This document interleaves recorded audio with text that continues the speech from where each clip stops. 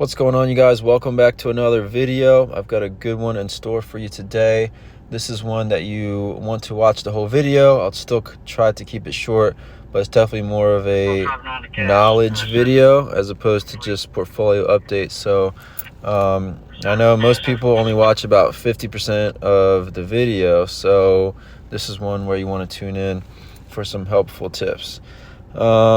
Make sure you guys smash that like button pretty please, and subscribe if you're not already, and let's get into it. So we are completely flat today, down $1, which was pretty incredible considering all of the violent sort of swings in the specific holdings. So here's the stocks. We got Tesla up 5%, we got Microsoft up 1%, we got CrowdStrike down a whopping 13%. We got Meta up 2%, right up 1%. We got the cash sitting at 4,200. So I'll get right to the first learning moment of this video. All right. I know CrowdStrike is the hot topic in the market. All right. So whether you own CrowdStrike or you don't, I know a lot of people have been wanting to get in because it's gone up so much, but it hasn't really provided an attractive entry point to buy into it. And even on selling puts, it hasn't really had any down movement whatsoever, or very little. So even selling puts is not very good, is not very attractive. So I know now we're down 20 something percent in only a couple days. I know that people are starting to consider either buying dip or starting to sell puts. But if you guys have been following the channel for a couple of months, you know what I'm about to say, and the answer is, what are you doing selling puts or buying the dip with zero strategy just because you feel like that's a good entry point, when we have indicators that can help us do that? So I'm not buying the dip yet, primarily because I have an already sizable position in the portfolio. So I'm not getting FOMO to start a position. Do I think it's an attractive enough entry point to add to my position? Absolutely. But I'm not yet. Number one, it's a falling knife in general so far. You want to let it sort of bottom out. Number two, let's say you decided, okay, I'm just going to try to catch this falling knife, so I'm going to buy the dip today. I'm like, okay, that's fine. I can reason with that. It's into like 18 RSI, whatever. I can roll with that. But if you decide you're going to pull the trigger and buy the dip today, why are you not using this strategy when I've talked about it so many times? You need to put a 5-minute chart on. Get off of the daily, get off of the weekly. If you decided you're going to buy today, then you put on a 5-minute chart and you let it continue to bleed out. Look at this. It bled right from the open. Why are you trying to buy the dip or sell a put when something has had zero confirmation that it's bottomed out for the day? And if you try to put in the comments, well, it doesn't matter because it's just a starter position or whatever, like, you're still wrong, because you could have got a better entry just by being patient and just following a simple rule. So sorry if it sounds like I'm yelling at you guys, but I don't hear anyone on YouTube talking about this. Okay, so this 5-minute chart, put on a 30 exponential moving average. Unless you get 2 green candles in a row, which would have been right here, 2 closing green candles in a row, you do not buy the dip or you do not sell the put. I guarantee you there was at least some people who rode this part out, but as soon as they saw this, they either bought the dip or they sold the put right then and there. No, unless you get a confirmed uptrend. This is not an uptrend. Each of these candles is 5 minutes. So like 20 or 30 minutes is not an uptrend for the day, okay? You need to have confirmation of breaking above the EMA. 2 green candles in a row, all right? So you could have bought, if you follow that rule right here, which would have been like 266 or so, instead of in the 270s or 280s or 290s, because you bought it on Friday, all right? So If you were going to sell the put or buy the dip, it would have been right here. 2 green closing candles. Closing means that 5-minute candle has now closed. So 10 minutes had to pass above the exponential green moving average. All right?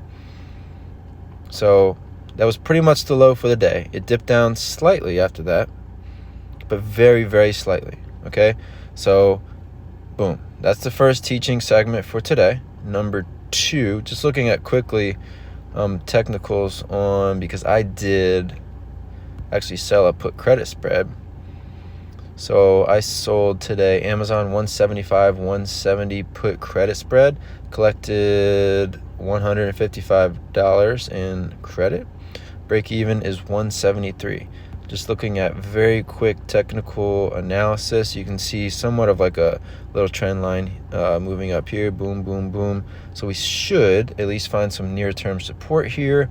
It bounced out of that green line right here, which is that lower Keltner channel band on Friday, and popped right back in today.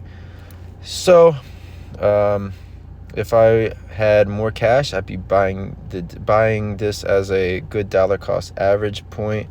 But I really don't. I only have a little bit of cash, and I want to put that into things that I think have greater upside than Amazon.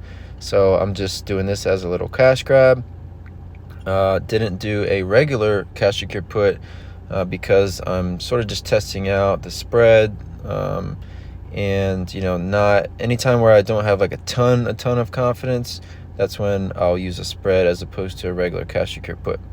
So number 2, the second teaching segment is, if you do use Robinhood, which I know a lot of you do, if you decide like, okay, I'm adding to my position today, I'm DCAing, then I encourage you guys, if it's a flat day. So for today, Amazon was flat. So this only applies like so it's actually past midnight, so it's 2:40 when I'm recording this. So we couldn't really see the daily chart from yesterday, but Amazon was flat yesterday. It was like up 0.3%, ended up a little bit negative, like negative 0.3%. So it's basically flat. If it's flat, then use the 24-hour markets to your advantage. So let's just use round numbers and say 180. Let's say it fell down to 180. You think 180 is a good price to continue to DCA. And you're like, okay, I'm going to add to my position today. But it's been flat, and it's in a downtrend. Right now, Amazon obviously is in a downtrend, right? Falling knife. You don't always need to try to catch that falling knife. So what I personally do is, if it's flat day, because obviously if it intraday starts to have a run, then you want to go ahead and make your buy so you don't lose that opportunity. But if it's flat, then use the overnight hours to your advantage by, actually this is kind of difficult because you kind of have to be anal about it and really watch the price. But what I personally do, because entry points are extremely important to me, is I watch it, and not all night, obviously you got to go to bed, but sometimes I work nights, so I'm able to do it. And let's say, so I'll give myself like 50 cents or even like 25 cents of wiggle room, because what was concerning to me about Amazon today was the fact that the NASDAQ was up huge and Amazon was flat to negative. That's not good. So tomorrow, if the NASDAQ is red, there's a good chance that Amazon will go down with it. So I don't want to make a buy point and then immediately go down when I could have got a better price. So I'll watch it and I'll give myself, let's say, 25 cents of wiggle room. So if it's at 180, I know it's at 182.86 right now, but we're using 180 as a better round number. It's at 180. I'm saying, okay, there's a chance it might go down tomorrow. I might be able to get a better entry, so I'm going to wait. And if it goes up to 180.25, then go ahead and buy. That way, that's the price pretty much you were going to buy anyway. But it gives the opportunity that sometimes when you get weakness right into the close, like we did today with Amazon, that weakness will continue into the pre-market and even into the next day. So then you got a chance to buy even better. So that's what I personally do. Okay, we covered the spread. In this portfolio, so we're still sitting on 8,000 of cash. So now we have two spreads. We got the meta spreads, which were up beautifully today, up 15% today. They were up like 17 or 18. We actually went into the positive, but did sell off a little bit into the close. Still feeling great because my break even is 468 and meta's right now at 486. So nothing to do here. So if I calls for January leaps, we're still up 8%. And then we got the BITX, 75 shares. These were actually almost up 20%. Like I said, I'm doing this at 2 a.m. So obviously Bitcoin's selling off right now, but still feeling good about that one.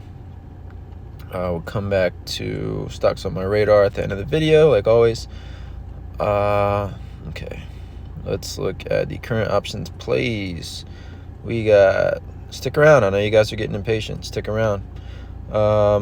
Let's see. We got Celsius. We're down on the 45 puts, 33%, $227. On DraftKings, still got the strangle. DraftKings is sitting at 36.84, and I have a 33 and a 43 as the legs of my strangle. So sitting pretty with that one. Enphase, we got the 105 calls, and those are right at the money. So feeling good. I believe Enphase has earnings today or tomorrow. So we'll see with that one. Let's see. Palantir, we're down on all of our calls, 18, 24, and 30. But on the 30, we're only down 36%. So that one's coming back to us. Shopify, we got the 67 calls expiring this Friday. I could close those out for, I think it's like $35, but I don't think it's going to rally to 67, so I'll just let that expire. SoFi, we still got the $6 puts for August 23rd, and we're down 142 on those because we had to roll it, and then it came back. And then Tesla, let's see. We got 215 calls and 205 puts. So we'll see with earnings today on that one. All right, crypto selling off in the middle of the night. So the crypto portfolio down to 109,565. So what I'm planning on doing, actually maybe today, is I'm still like it's such a difficult thing to do because sometimes you get situations where Bitcoin rallies and the rest of crypto does not. So what I'm planning on doing is cutting the Bitcoin position down from 37 to 20,000, putting that all into Solana, because I believe Bitcoin probably has maybe a 2x from here, a double basically. I could see Bitcoin going to 120, but I think Solana could go to 800. So do the math on that. I just see much more upside in Solana. So I'm planning on trimming Bitcoin by 17,000, putting that into a position that I feel can go into a 6-figure position by the end of the bull run with Solana. I also have done a lot of research over the weekend on Brett, and Brett, let's just say Brett is very exciting. Really not going to get into why, because it's kind of confusing and I'm not a crypto expert, but I understand it. I just can't explain it, if you know what I mean.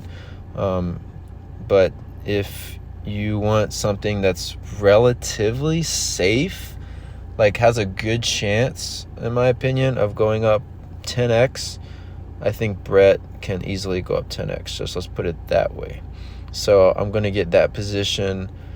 We'll see what happens with Enphase. Honestly, I'm thinking about getting the money that I want for that from Enphase. So if Enphase poops the bed, then I think I'm going to take 5,000 of that and put it into Brett, especially with this sell-off. So yeah, that's that. Let's see. All right, last segment for this video. Stocks on my radar, Chipotle. If I was just having like a long-term like retirement account type of portfolio, not a type of portfolio that I'm trying to grow to $1 million within the next 2 or 3 years, I would be adding Chipotle right now. I would be adding Nike and PayPal. I looked at doing some Chipotle spreads, but there really wasn't much juice in that lemon or orange.